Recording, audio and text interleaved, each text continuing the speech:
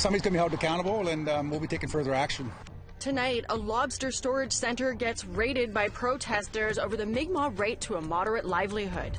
They wanted to make sure that they had a strong, stance against the comments that were made. An Iqaluit city councillor resigns over her dad's Facebook post. It's a very hard material. I break a lot of blades because they're really small. And a Metis artist makes jewelry with animal antlers.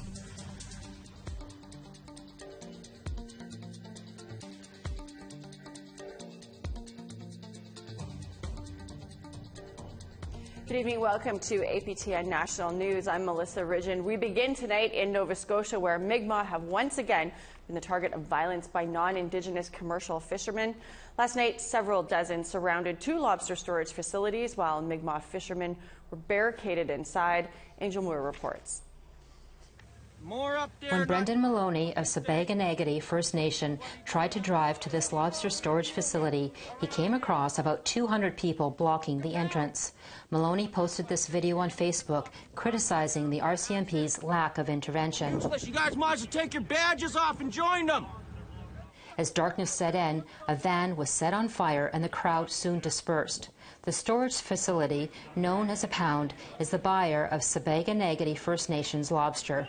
Meanwhile, about an hour away, people surrounded another lobster pound. Mi'kmaq lobster harvester Jason Marr was trapped inside. He live-streamed it on Facebook. There's hundreds of them, and the cops are with them, saying I should leave and let them take my lobsters. I told them I'm not leaving until I leave with my lobsters. Police can be seen standing by as crates of lobster are removed. Marr said about 3,000 pounds of lobster was destroyed. Jolene Marr, Jason's sister, confronted the police. Your law! And you're not upholding it! The RCMP say they are investigating several incidences of threats, mischief, and damage to property. The Atikamekw First Nation launched their moderate livelihood fishery last month that has met with consistent backlash from commercial fishermen, despite the fact that the Supreme Court upheld the Mi'kmaq treaty right to hunt, fish, and gather to earn a moderate livelihood. Chief Mike Sack spoke with media.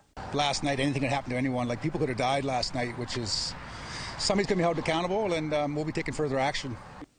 The fear is that as Mi'kmaq continue to enforce their treaty rights, incidents like this will only continue.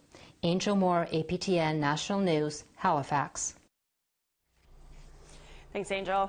The Atikamekw Nation in Quebec is calling for public input ahead of drafting a motion they're calling Joyce's Principle. It's inspired by Jordan's Principle, but named for Joyce Atikamekw, the 37-year-old mother of 7 who died after live streaming the racist taunts of healthcare workers.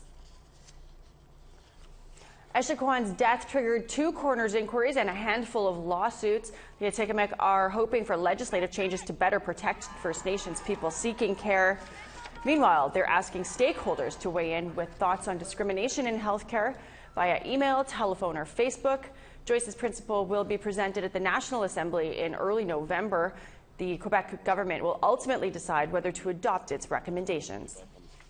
On sait tous que le gouvernement Legault, il se dit que c'est un gouvernement pragmatique, actif. Donc, avec ce principe-là, on lui propose un moyen efficace pour apporter des changements réels. Last week, we brought you a story of a Nunavut cabinet minister stripped of his portfolios for a Facebook post. Now his daughter has resigned from Iqaluit City Council after supporting her dad's statements. This from Iqaluit. Nunavut MLA Patrick Netzer was stripped of his cabinet portfolios for a Facebook post where he asked how many Black Lives Matter protesters have had abortions. His daughter, Iqaluit City Councillor Malaya Lucasi, wrote the first comment on Netzer's post. She agreed, writing, quote, "I had the exact same thought this morning." Now, she's out of Iqaluit City Council. Council passed a unanimous motion last night calling for her resignation. She resigned today. Kenny Bell is Iqaluit's mayor. They wanted to make sure that they had a strong, stance against the comments that were made, and that we, showed that we do stand with our community members, regardless of race or social construct. In her post on her father's page, Lucasi was critical of a Black Lives Matter protest that happened in Iqaluit shortly after the death of George Floyd in Minneapolis. She wrote, "I wondered why the city of Iqaluit did a BLM protest earlier this year when Floyd was killed by an officer. And then I thought, why is there not a movement for Indigenous folks?"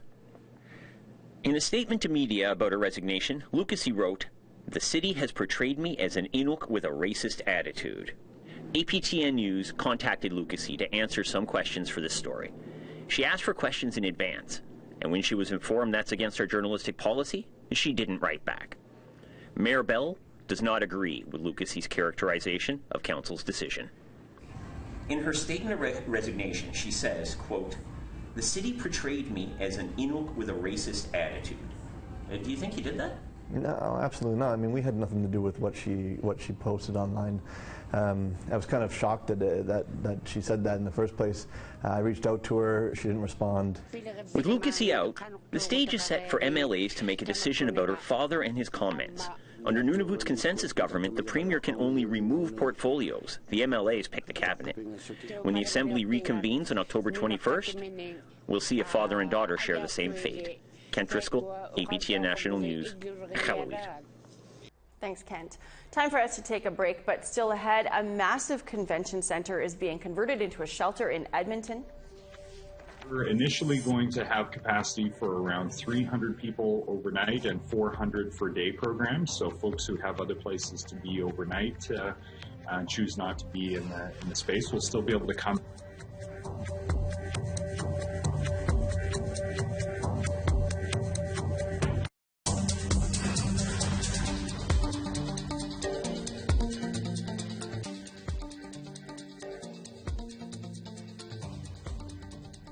Welcome back. Edmonton is opening up its downtown convention center to hundreds of the city's homeless, but will homeless people want to move there? Chris Stewart has that story. With winter approaching, the city of Edmonton is preparing the city's convention center. Mayor Don Iveson has long been an advocate of eliminating homelessness in the city. Opening up the convention center 24/7 to the homeless until the end of March is a step forward. The convention center will offer food, beds, and more. We're initially going to have capacity for around 300 people overnight and 400 for day programs. So folks who have other places to be overnight choose not to be in the space will still be able to come in to get programming, access showers, get housing referral, other cultural supports, and whatever it is that they need. Statistics Canada shows that in 2019, there were 456 emergency beds available in the city, but it's estimated there are 2,000 people who are homeless. Edmonton has been working with the federal and provincial governments to fund the temporary shelter and is asking for both governments to help fund permanent housing solutions. The city is asking Ottawa for nearly $400 million to purchase vacant buildings and build new housing. The province has said they are spending $48 million to support shelters. The bigger question for us was actually how are we going to afford it? And we've been able to use some of the provincial and federal relief dollars to move outside our jurisdiction in order to make sure that everyone has a warm place to be for the winter while we continue to work with senior orders of government to put long-term solutions in place for housing. Shima Robinson is the media liaison for Camp Pikawiwin. This homeless camp began in July. There are about 170 tents set up. Robinson says she expects most of the residents will not move to the temporary shelter. We're not going to be facilitating a mass move of all the residents of Pekawiwin Camp to the 24/7 shelter, but again, that doesn't mean that we're not going to be facilitating people moving to that shelter if they so choose. Another large camp in the city, called Peace Camp, has announced that they are closing, partly due to the opening of the new shelter. Organizers there hope its residents will relocate to the convention center. The convention center is expected to open at the end of October. Chris Stewart, APTN National News, Edmonton. Now to the latest COVID-19 case numbers coming out across Canada's two largest provinces. Quebec is reporting 844 new cases, up slightly from the previous day. Meanwhile, Ontario is reporting 721 new infections, a moderate decrease from the day before. 270 of those are in Toronto, followed by 170 in Peel region and 79 in York region. Ontario's Premier Doug Ford says his province is taking new steps to help control the virus, starting with more contact tracers. We're hiring another 500 contact tracers and case managers by mid-November. We've hired 100 new contact tracers this week alone. We'll have almost 4,000 boots on the ground supporting our contact tracing efforts this fall.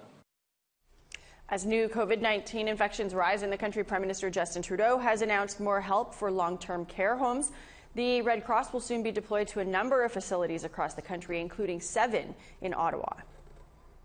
I just want to make sure we have all the support we need in these long-term care homes as the spread continues. The details of exactly what duties the Red Cross will be performing are still being worked out, but the Prime Minister says he will be talking with the Premier soon about implementing a national standard of care. Canada's top doctor is speaking to fellow public health experts today about the tremendous challenges posed by COVID-19. She says the pandemic response will never be perfect, but now is no time to take our foot off the gas. We know that, despite the best-laid plans, there are no perfect solutions to a complex response. We've all had to adapt and adjust as new information becomes available, navigating through the sea of uncertainties. And yet here we are, holding fast, in some instances fraying at the edges, but we are still here, still as resolved as ever, still as committed to the health of the populations we are privileged to serve. Dr. Tam also acknowledged that we've seen some unthinkable events unfold over the last 10 months. Well, World Mental Health Day happened over this past weekend, and this year, maybe more than ever, mental wellness is a challenge in our lives. The COVID-19 pandemic has caused fear, isolation, and a nagging worry, all of which takes a toll as we're nearly 8 months into COVID with no end in sight. I spoke earlier with Gerald Kaisman, a HIDA trauma and stress guide. Gerald, you've done hundreds of stress and trauma workshops throughout Western Canada. Can you help us to understand the effect that this pandemic is having on our overall mental health? Yes, to better understand stress starts off in the brain with a negative thought. It sends a message to the adrenal glands to release cortisol to the muscles and organs. And when that occurs, it causes a stress reaction and we have symptoms. Some of the symptoms are we get headaches, we can't concentrate, we have problems speaking, heart rate increase, breathing problems, stomach ache, digestive problems, skin irritation problems, eczema, psoriasis, acne. Also, it weakens the immune system. And during COVID crisis, if we experience fear and anger, it activates the amygdala in the brain and sends a message to the adrenaline to release the hormone adrenaline. And that causes the anxiousness and the hypertension in our body. It's not good for us because it interferes with our thyroid gland to release the hormones. So it's not a good thing to happen. So what can we do? Is there some way you can kind of counteract all of those things flooding into your system, making you physically unwell? Yeah. Because of the COVID crisis, we're looking at over a year that this is going to occur. So what we need to do is look at what we need to do to manage stress. Understanding about stress, it's that tension in the body. So throughout the day, we got to do stress management. The most important thing to do is deep breathing.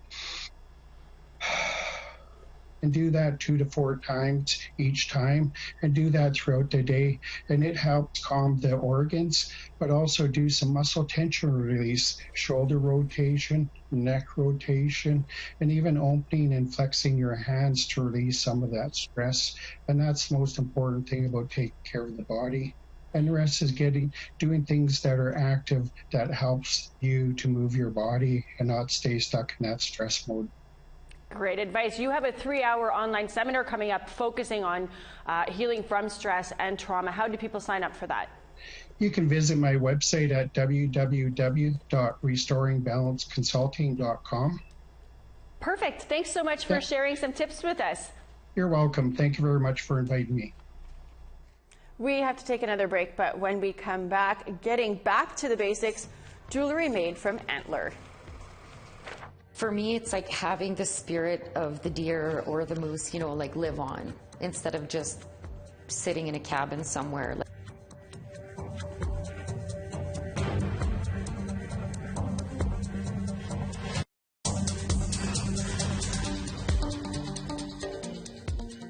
Welcome back. Now it's time for our photo of the day.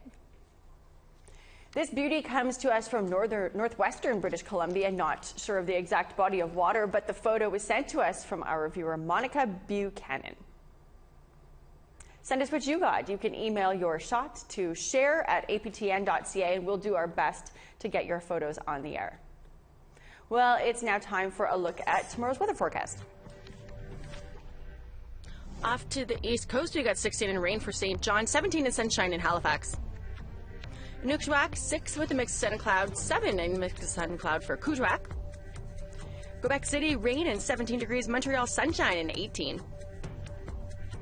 Capital Ottawa is 18 with some cloud and rain.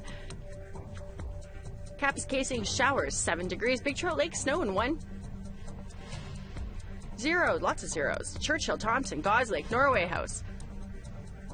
4 and sunshine for Winnipeg, 2 and sunny in Dauphin. Swift Current, 2 and sunshine, mix of sun and cloud and 2 for Yorkton. Buffalo Narrows, -2 and snow, same with La Ronge and Stony Rapids. Peace River, 4 degrees and mostly sunny, -3 in Fort Chip. Edmonton, snow and 4 degrees, sunshine and 6 for Lethbridge. Campbell River, rain and 12 degrees, Quesnel, mix of sun and cloud and 5. Fort Nelson, mix of sun and cloud and 1, 5 degrees and cloud for Prince George. Whitehorse, sunshine and 3 degrees, same with Watson Lake, -4 and snow in Beaver Creek. Waughty, -4 and snow 2, 0 for Fort Liard and Trout Lake, sunshine. Colville Lake, -7 and snow, and Inuvik, -6 and snow. Arviat, mix of sun and cloud, 1 degree, Baker Lake, snow and 1. Kenite is 2 with a mix of sun and cloud, Peyerton, mix of sun and cloud, and 3.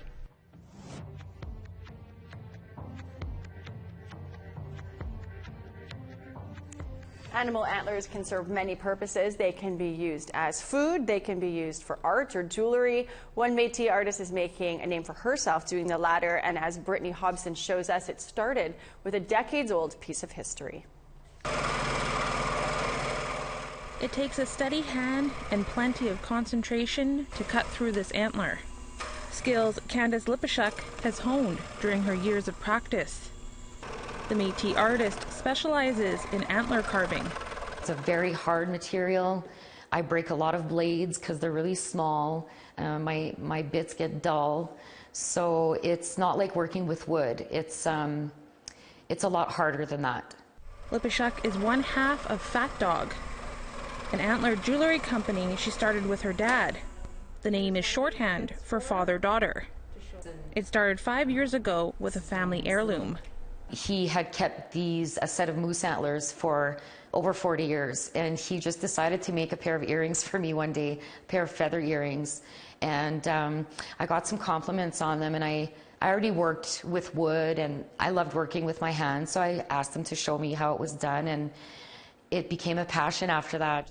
Lipashuk uses deer, caribou, elk, and moose antlers to create intricate pieces like this feather. So now what I'll do is I'll keep beveling out the rest, like that, and give the feather line some details. Sometimes she's gifted materials to work with, such as these muskox antlers. This tree pendant is a product of those. Lipashuk says making jewelry connects her to something larger. With each piece comes a story.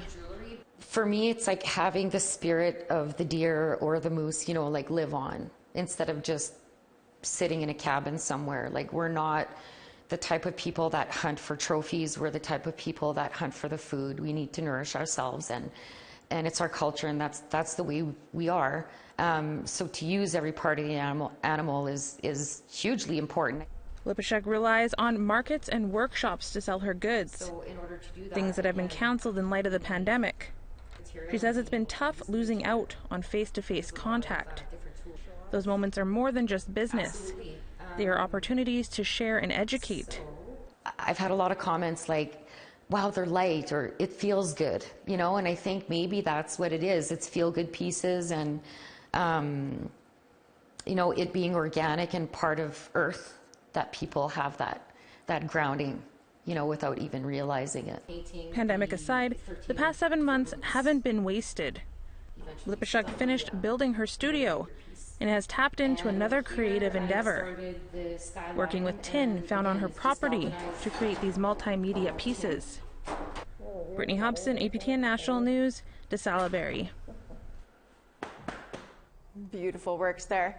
Well, In Focus went to the dogs today, res dogs that is. What happens when unscrupulous rescue organizations come into communities and help themselves to pets to feed a growing demand for trendy res rescues?